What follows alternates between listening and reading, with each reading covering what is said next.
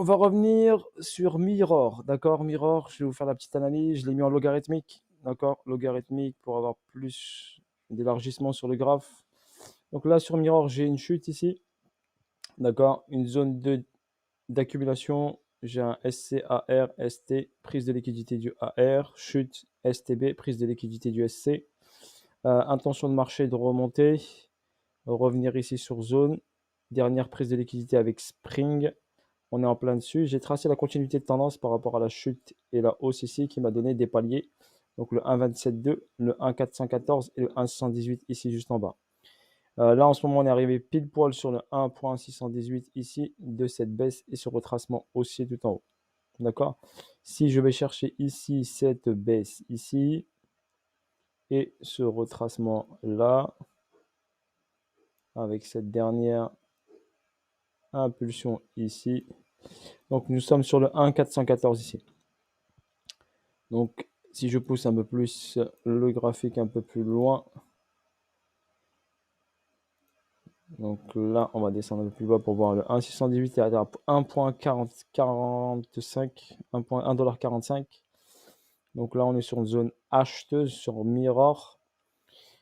Également j'ai le 2,618 par rapport à la première baisse et premier retracement, le 2,618 qui se situe à, j'ai regardé ça, je crois 1,78 si je ne me trompe pas, c'est bien ça. Donc 1,79,8. Donc à ce niveau-là, tac, je vais le rajuster rapidement. 2,618. Il est ici.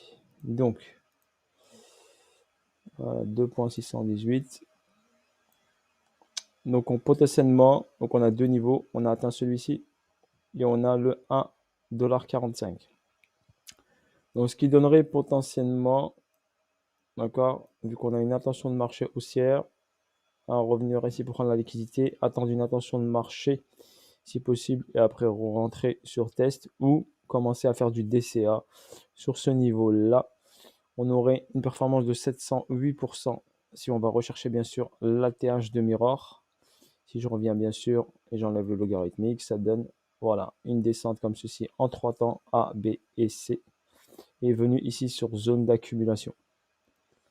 En ce qui concerne Mirror Protocol, si je vais sur un autre graphique que j'ai, celui de KuCoin, KuCoin, j'avais juste une mèche ici, cette mèche qui m'avait alerté qui est au 1,10$. Cette mèche qui n'apparaît uniquement sur le graphe de KuCoin, donc je l'ai marqué, on ne sait jamais, 1,10$.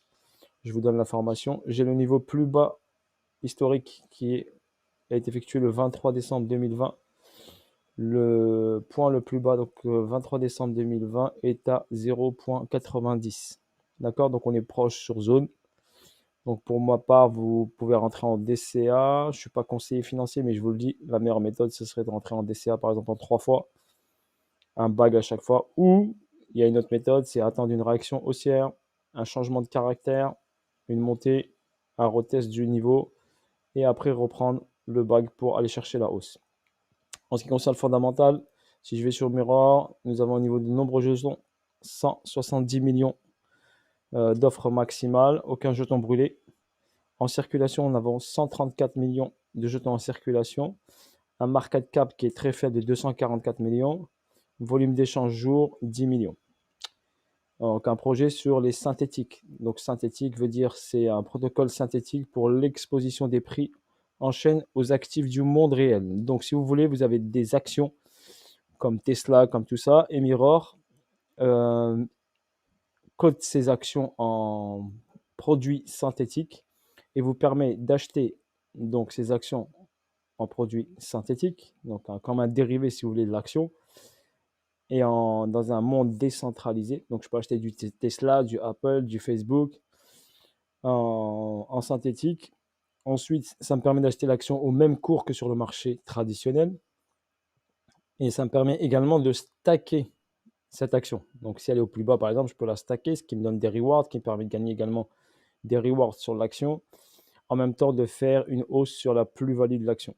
Donc voilà, il y a double gain sur stacking plus plus-value sur action, si elle est prise bien sûr, au bon moment et au bon endroit bien sûr.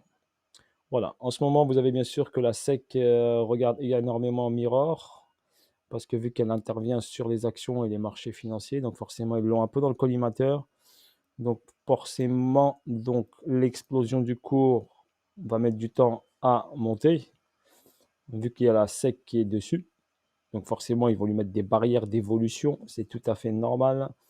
D'accord? Sinon, on va imaginer que vous achetez des actions, au lieu de les laisser dormir et attendre juste la plus-value, vous avez en même temps une plus-value sur du stacking et du reward, qui pour moi est une double plus-value par rapport à acheter des actions normales sur le marché traditionnel.